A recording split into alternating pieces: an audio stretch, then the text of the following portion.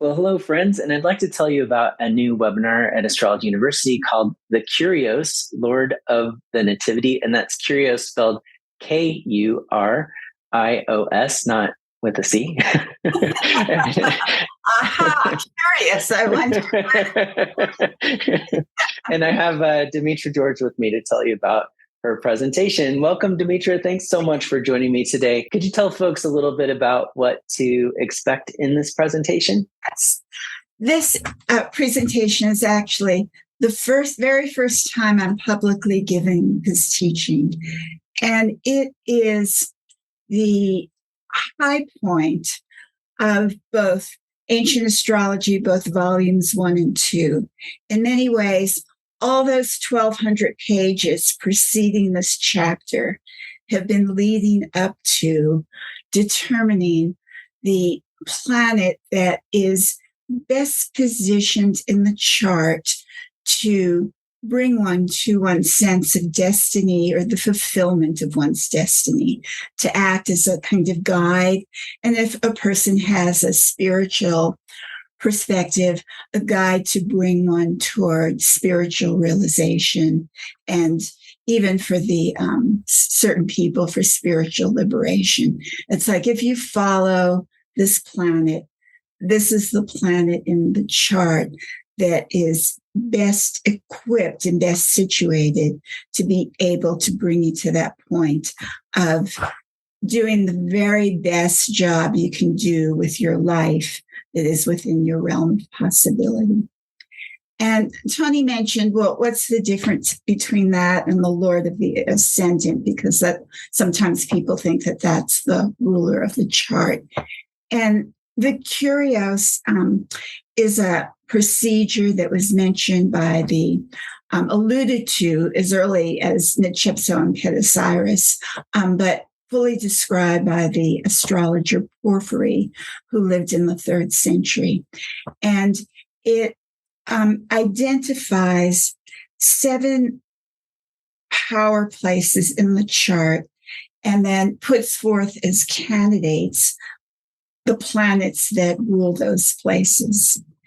And then having a series of potential candidates, it then gives another sense of criteria of how to evaluate the one that is best suited for that job of the spiritual guide of life. And it's not necessarily the best planet in your chart. Sometimes you can have a planet that may be in great condition, but if it doesn't hold one of those pre-existing offices, such as the Lord of the Midheaven or the Lord or ruler of the moon, and there are 7 of those, it doesn't qualify.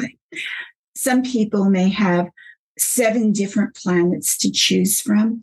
And in some cases, there are only 2 or 3 planets in the chart that are your choices that need to be evaluated. But once you go through the process, and the process on one hand is fairly orderly, it could be this, or that planet. And then it has to meet these qualifications, and then you have to make a judgment. But of course, the art of judgment is the real art of being an astrologer. And you may say, oh, well, this planet has like these things going for it. It's, perhaps it's angular and it's in its own exaltation, but it has this problem of a difficult aspect. Whereas this planet, it also has some good things going for it, but it has a problem. So when you look at those 2, how do you choose which one is better suited? And different astrologers may come up with a different conclusion. And that's the art of astrology. And of course, it's fascinating whenever we've done variants of that process in class to see the different perspectives that each person has.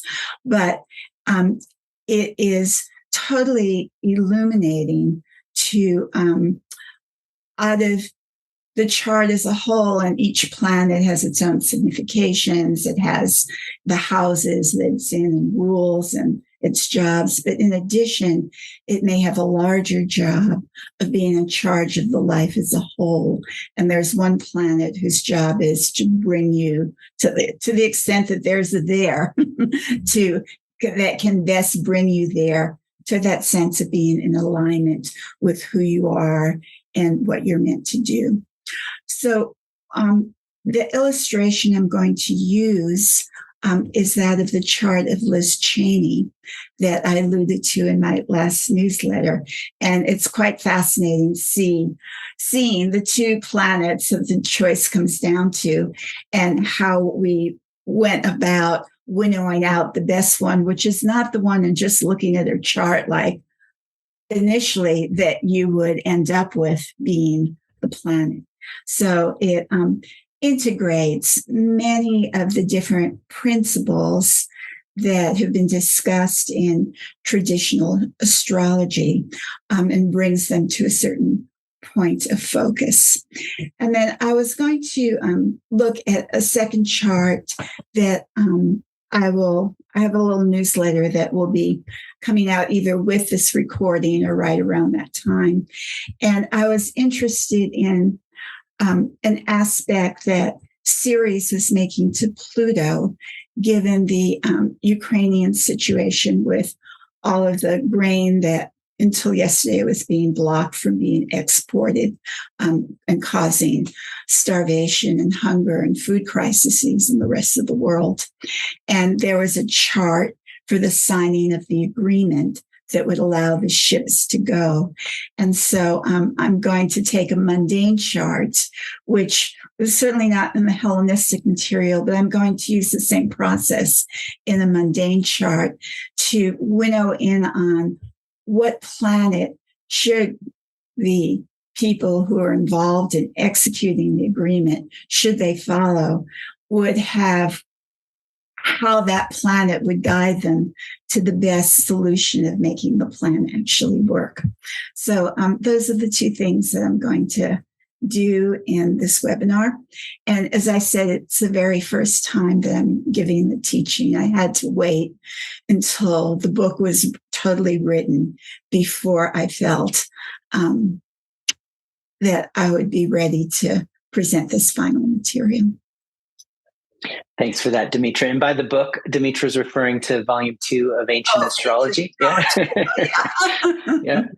And Demetra, for the source material for this webinar, is it mostly Porphyry, or is there other source material as well that you're referring to or relying on? Well, this is part of a larger teaching called the Rulers of the Nativity. And many of you may have heard of the master of the Nativity called the oikodespotes, and then some foundational rulers. And for the oikodespotes, or the master, almost every ancient astrologer has their own method of determining that planet. And I've detailed all of the astrologers and how they went about it for that planet in the book. But for the Lord of the Nativity, it was alluded to by other astrologers, Porphyry was the only person who actually gave the procedure.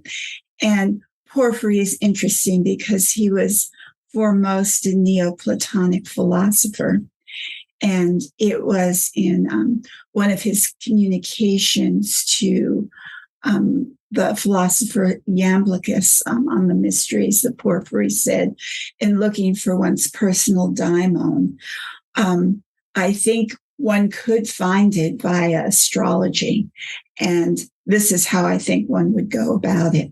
But many of those teachings that fall within the realm of the magical teachings connected to astrology and even the spiritual teachings went underground in a time period when Christianity became increasingly powerful. And there was a tension between many gods and one God. And most of the astrologers said, we're going to continue to do astrology, but we're going to take the religious principles out of it and just do scientific astrology and just like side skirt that whole issue. And the more religious, magical, devotional approach went into what we call the underground stream. And some people who have been doing magical studies may recognize how that guide has been expressed now or identified now as one's personal daimon. Well, I can't wait. I know a lot of people out there will be excited to hear this material and what you have to share with us and what you found. So thank you so much for putting all this together for us. If you are interested in this topic, again, the title is The Kurios, Lord of the Nativity. You can head over to astrologyuniversity.com/events if you're joining us before the webinar is presented live, and you'll find it on the event calendar. And if you're joining us, if you're watching this video after the webinar is already over, you can just search on any page of Astrology University using the search feature for Lord of the Nativity. I doubt you'll remember how to spell Kurios, so we'll leave that one. But if you just search for anything in the name, you'll find it. So just type in Lord of the Nativity or even Demetra George's name, and you can find it that way. You can also email us at any time at help@astrologyuniversity.com to search for this. And this one will also be available on Demetra's site, which is demetrageorge.com. And you can find it the same way. Just do a search for Lord of the Nativity and you can find it that way. Well, thanks so much for taking some time out of your day to tell us about this webinar, Demetra, and for putting it all together for us. Okay, thank you, Tony. And if you've enjoyed my other work in traditional astrology, you'll love this. So I hope to see you. Beautiful. Well, thanks so much. And until next time, take good care, folks.